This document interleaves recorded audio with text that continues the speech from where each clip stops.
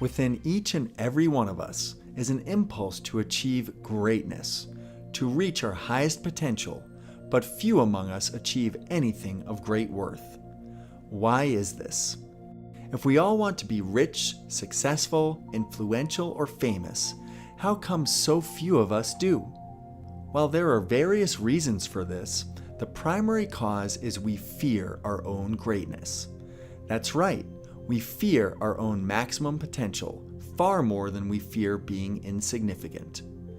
20th century psychologist Abraham Maslow said, "We are generally afraid to become that which we can glimpse in our most perfect moments.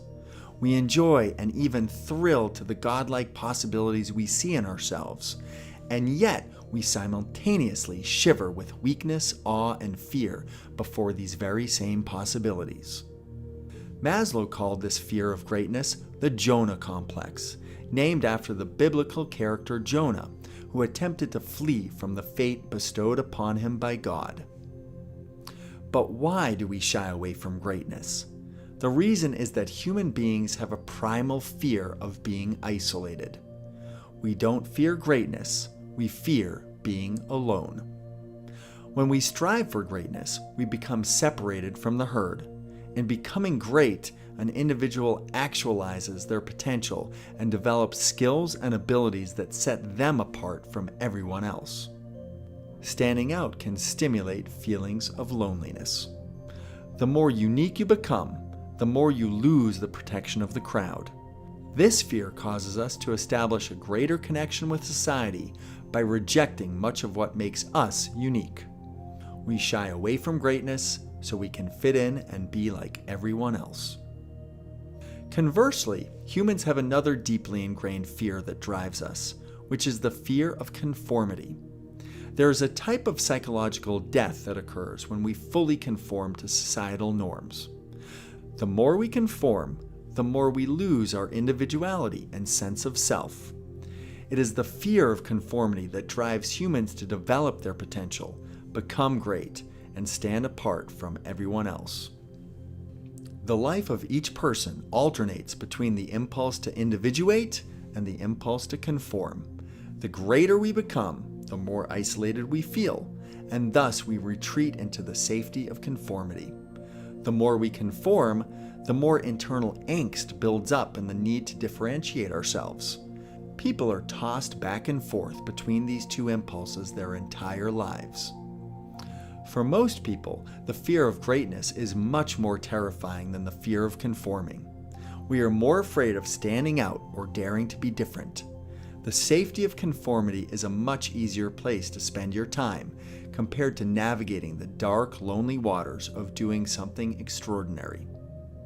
This explains why so many are willing to accept a life far below their potential. This is why so many settle to be like everyone else. Abraham Maslow made a habit of asking his students who among them would write a great novel or become a great leader. He discovered that generally, everyone starts giggling, blushing, and squirming until I ask, if not you, then who else?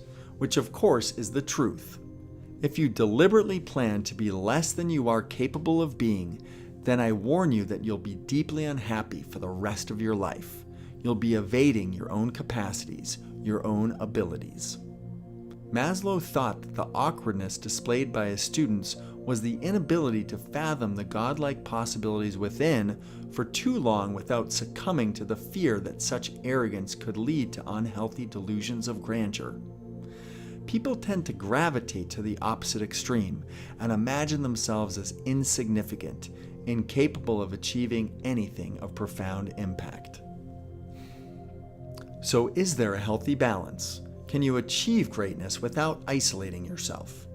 Somewhere between humility and arrogance is a healthy median. On the one end, you have arrogant people who believe they are better than others.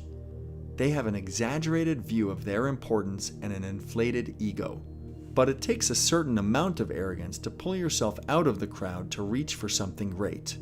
The belief that you are capable of achieving something extraordinary. But arrogance without humility will lead to delusion and loneliness. Humility, on the other hand, is the belief that you are not important, not special, not unique, or in other words, being humble. Humility alone will lead to nothing ever getting accomplished. If you are too humble, you'll become self-deprecating and never strive to do something great. So the healthy technique is confidence. Confident people believe in themselves and know what they are capable of. They strive to achieve godlike abilities while maintaining the modest understanding of their limitations.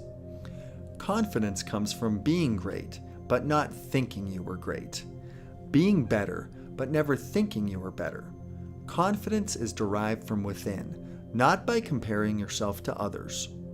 In society, we admire those who are confident, those who are capable yet humble. We respect leaders who are accomplished yet kind. So the key to success and happiness is to find a healthy balance and be confident in yourself. The inspiration for this video comes from Academy of Ideas, a brilliant educational resource that aims to reignite the teachings of history's greatest philosophers, scientists, and economists. Please visit their YouTube channel for more insightful videos.